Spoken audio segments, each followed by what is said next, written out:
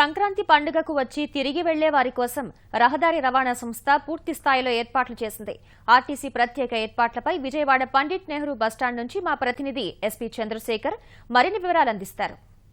సంక్రాంతి పండుగ ముగిసింది. సొంత ఊళ్ళకి వచ్చిన అందరూ తిరుగు ప్రయాణమయ్యారు. దీనికోసం ఏపీఎస్ఆర్టీసీ ప్రత్యేకమైన ఏర్పాటు చేసింది. ముఖ్యంగా విజయవాడ నుంచి దూర ప్రాంతాలకు వెళ్లే వారి కోసం అదనపు సర్వీసులు కూడా నడుపుతోంది.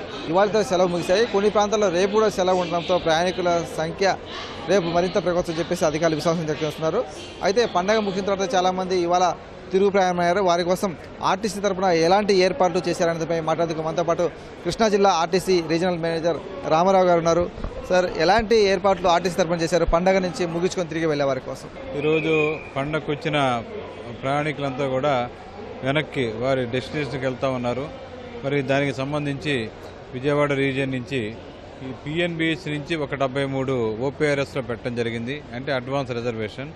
ఈ కాకుండా ఒక 60 కరెంట్ బుకింగ్లో వచ్చిన వాళ్ళు టికెట్ రిజర్వ్ చేసుకుండా వచ్చిన వాళ్ళకు కూడా ఇక్కడ డిపార్చర్ బ్లాక్లో 37, 38 ప్లాట్ఫామ్ దగ్గర పెట్టడం జరిగింది. ఏదైతే 73 బస్సెస్ అడ్వాన్స్ బుకింగ్ చేసుకున్నారో వాటిని కంజెషన్ లేకుండా ఉండడం కోసం మరి అరైవల్ బ్లాక్లో ప్లాట్ఫామ్ నెంబర్ 53 నుంచి 57 దాకా పెట్టడం జరిగింది. మరి అదేవిధంగా రూరల్ డిపోస్ నుంచి కూడా ఒక 60 బస్సెస్ హైదరాబాద్కి, అలాగే చెన్నైకి, బెంగళూరుకి కూడా మొత్తం ప్లాన్ చేయడం జరిగింది. ఆల్రెడీ బుకింగ్ కూడా అయిపోయినాయి. ఇప్పుడు already Chennai buses, Bengaluru buses బయలుదేరినాయి. చెన్నై బస్సెస్ బయలుదేరటానికి సిద్ధంగా ఉన్నాయి. ఈ హైదరాబాద్ ట్రాఫిక్ స్లోగా ఉంది.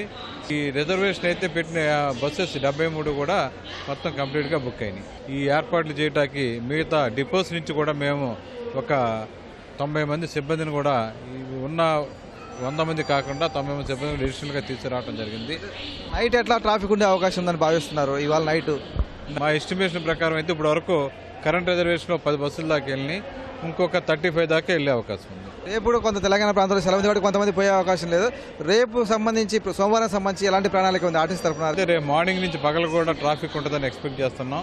మరి దానికి కరెంట్ బుకింగ్ పెట్టడం జరిగింది. అలాగే ఓపీఆర్ఎస్లో కూడా మరి రేపు కూడా డిస్ట్రిక్ట్ నుంచి అయితే కానీ పిఎన్బిఎస్ నుంచి కూడా ఇప్పుడు ఈ రోజు ఏదైతే ప్లాట్ఫారమ్స్ ప్లాన్ చేసామో అదేవిధంగా మొత్తం 210 బస్సుల్ని మేము ప్లాన్ చేయడం జరిగింది.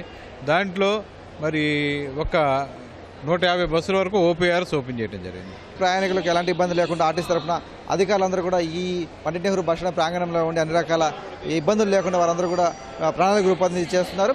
అలాగే పోలీసు సిబ్బంది సహకారంతో భద్రతా ఏర్పాట్లు, ఆర్టీసీ సంబంధించిన అదనపు సిబ్బంది కూడా ఈ విజయవాడ పండిట్ నెహ్రూ బస్టాండ్లోనే ఉన్నారు.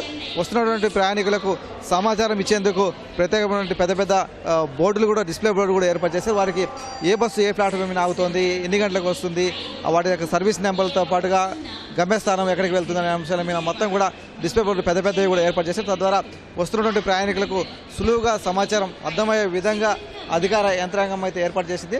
ప్రయాణికుల సంఖ్య కొంత ఇప్పుడిప్పుడే మెరుగవుతోంది. రాత్రికల్లా పుంజుకుంటుంది. రేపు పగులు రాత్రి కూడా ఆర్టీసీ ప్రత్యేక సర్వీసులు దూర ప్రాంతాలకు వెళ్తాయని చెప్పేసి అధికారులు చెప్తున్నారు. కెమెరామెన్ భాస్కర్తో పునః చంద్రశేఖర్, ఈటీవీ న్యూస్, విజయవాడ.